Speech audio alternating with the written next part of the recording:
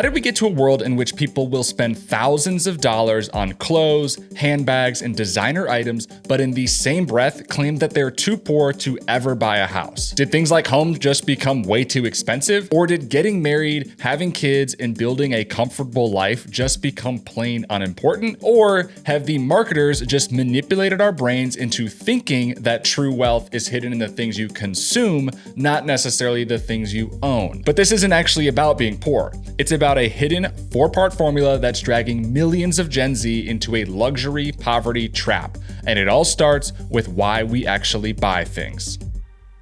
As a society, we no longer spend money purely out of necessity. Even though the majority of Gen Z and millennials talk about the constant struggle of living paycheck to paycheck, it doesn't really show in the lifestyle they're living. But in order to understand this, we first need to explain how products even get their value. Because it's not as simple as putting a price tag on something and waiting for someone to buy it. In fact, the concept of value dates back to the 18th and 19th century, and more specifically, Karl Marx's book, Capital. In the book, Marx describes the 2 forms of value an object might have and how they would affect the price.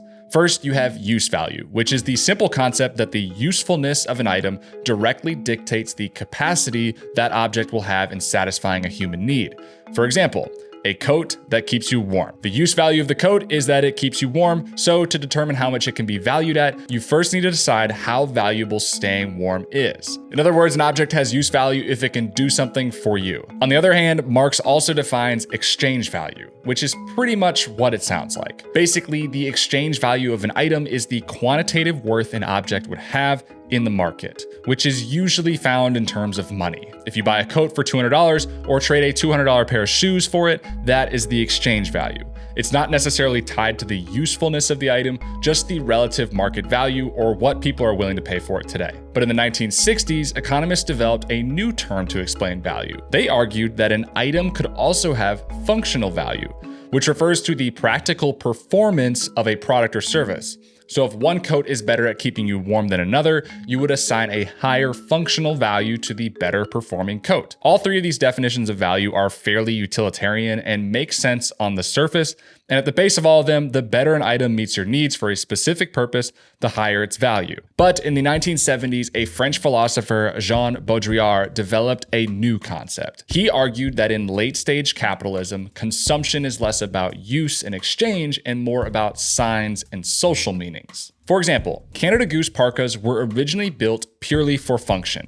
Founded as Metro Sportswear in 1957, they didn't even make jackets for themselves. Instead, they were a manufacturer for brands like LL Bean and Eddie Bauer. In the 1970s, they started making their signature goose feather parkas and changed their name to Snow Goose. But even then, they were purely built for extreme performance like summiting Mount Everest or Arctic expeditions. However, through some ingenious marketing by CEO Danny Rice beginning in 2001, the rebranded Canada Goose slowly worked its way into every corner of American luxury. And with that change, the Canada Goose parkas were no longer sold for function. Instead, people now buy them as luxury fashion statements and what it says about them. In other words, if you're wearing a Canada Goose, you must be a big deal. And this extends beyond just parkas. It's the same thing that happened with Rolex watches, Rimowa bags, and even gym memberships like Equinox. If you're looking for a place to work out, there are far cheaper options. But joining Equinox isn't just about working out. It's about becoming an Equinox member and what that says about you. And by buying these products and joining these memberships, we can become part of these luxury groups and be perceived as higher status. But here's the thing. Projecting wealth has been around forever, so why is it so much more destructive for Gen Z now? If all of this sounds ridiculous, it's because it is. We're convinced to spend thousands of dollars consuming other brands using the sign value psychology trick when we could be using it to become a producer instead of a consumer. And this is where Printful comes in. Printful is a print-on-demand platform that lets you turn your ideas into real products. Whether it's a shirt, hoodie, poster, or mug, you can make just about anything. In fact, let me show you how easy it is to get set up. First, I'm going to head over to Printful's website and sign up. As you can see, there are tons of options to choose from, but I'm going to go with a simple t-shirt to get started. All I have to do is upload my design, check how it looks, and make any adjustments. Afterwards, I can connect to my store like Shopify or Etsy and publish the created products. And boom, Just like that, my new design is on my website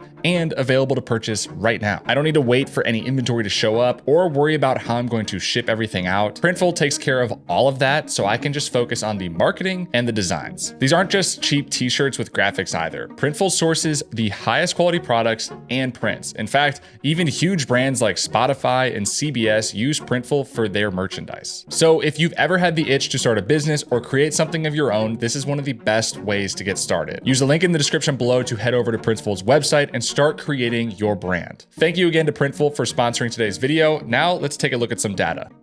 When you take a look at this graph, you'll see a couple things. First, the thing we see all around us, the price of food, housing, and college have all increased by over 100%, while the price of computers, toys, and televisions have all decreased over the last 20 years. This isn't really new news to any of us, but it is the core explanation to the luxury poverty paradox we're seeing today. As the prices of necessities have increased and also completely outpaced wages, more and more young adults are beginning to just give up on the traditional milestones of the past. Buying a house feels next to impossible, cars are more expensive than ever, and having kids sounds like a terrible idea because you won't be able to afford anything. All while inflation is running wild and wages can't keep up with the rising costs, which leads most young adults to take on a live for the moment mentality because in their head, there is no realistic timeline on when they can afford something like a house, so they just opt to spend the money today. After all, you might as well enjoy the fruits of your labor while you're young, and the companies know this. That's why all of their marketing is based on you enjoying the moment and treating yourself. In fact, we even have young adults who have only worked a job for 2 years, taking 6 months off from work for their mental health. It's called micro-retirement. Or spending thousands of dollars on vacation because they deserve it, when in reality, they haven't actually done anything. Their decision-making is entirely based on the here and now versus thinking about their future self.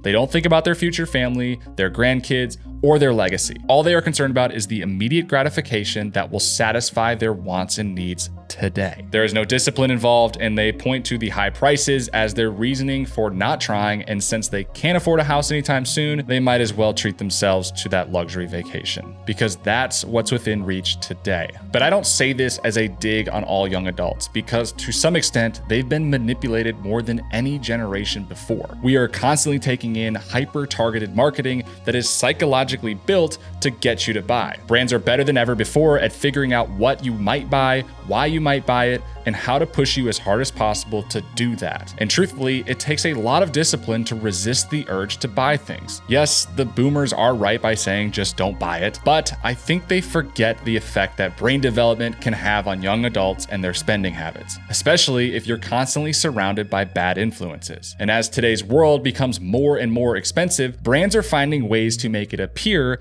cheaper and cheaper, so they can continue pulling money out of your wallet any way possible. Over the course of 24 hours, you are likely to see between 4,000 and 10,000 ads, which is honestly insane if you think about it. Most of those ads aren't just random things either. They are specifically placed on your social media feed because the algorithm thinks you are the most likely to buy. And I'm willing to bet that most of them will be around some form of luxury, high-end, visibly expensive item, even if it isn't actually a high-quality item. Everything is marketed as luxury these days because luxury sells. Every apartment building that's being built in your city is the new luxury living center, and every new clothing brand is luxury athleisure, luxury office wear, or timeless luxury pieces. But as everything becomes luxury, is anything actually luxury? And does that give the brands the right to charge true luxury prices for things that just don't justify it? Well, that returns us back to the argument of sign value. If the brands can convince you that the value of the item is found in the way you are perceived, then it doesn't really matter about the quality or function. And as young adults are looking for more ways to spend money,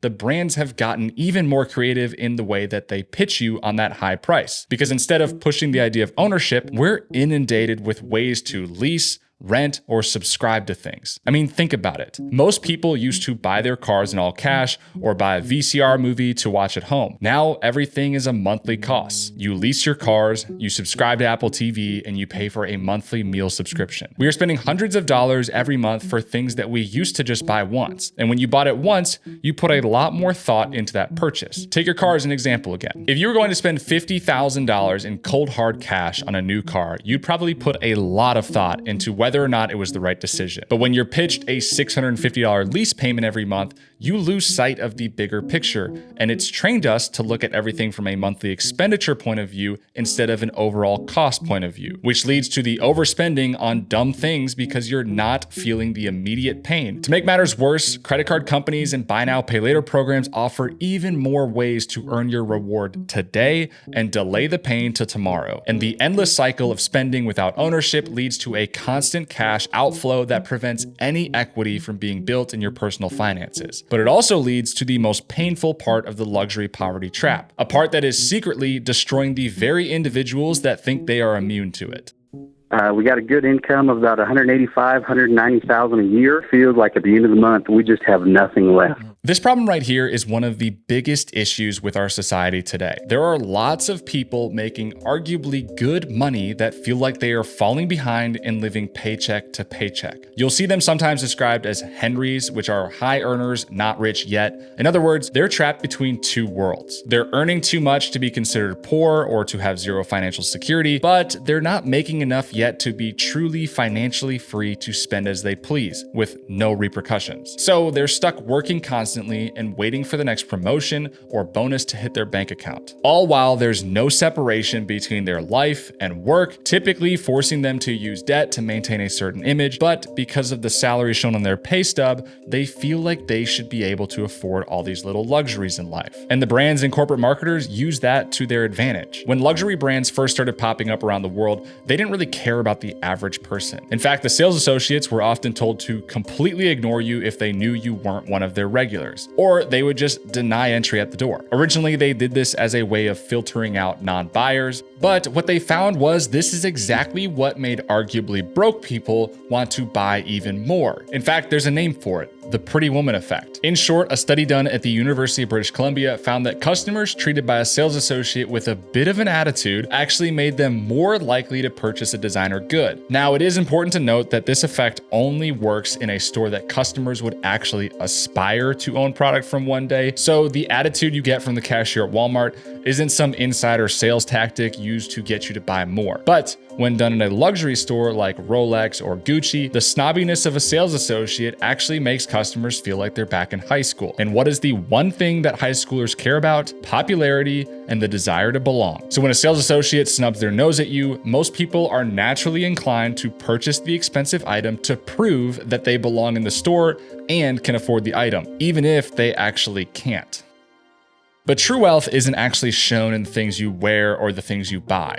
It's centered on the freedoms you have in life. And through luxury poverty, Gen Z has been trapped in this illusion of freedom of expression while throwing away their future lives, all in the name of living for today. That said, it isn't entirely hopeless. At one point or another, every generation has gone through a wealth transfer or large dip in the economy, and truthfully, it has never been easier to level up your skills and make more money than it is today. So if you're stuck in the luxury poverty trap and looking for a way out, lock yourself down mentally and stop spending. Take the next 3 months to invest all of your extra time in leveling up your skills to make yourself more valuable and find ways to earn more. Because if you take responsibility for yourself and the outcomes that follow, you can reach true financial freedom. YouTube thinks you might like this video next. Let's see if they're right.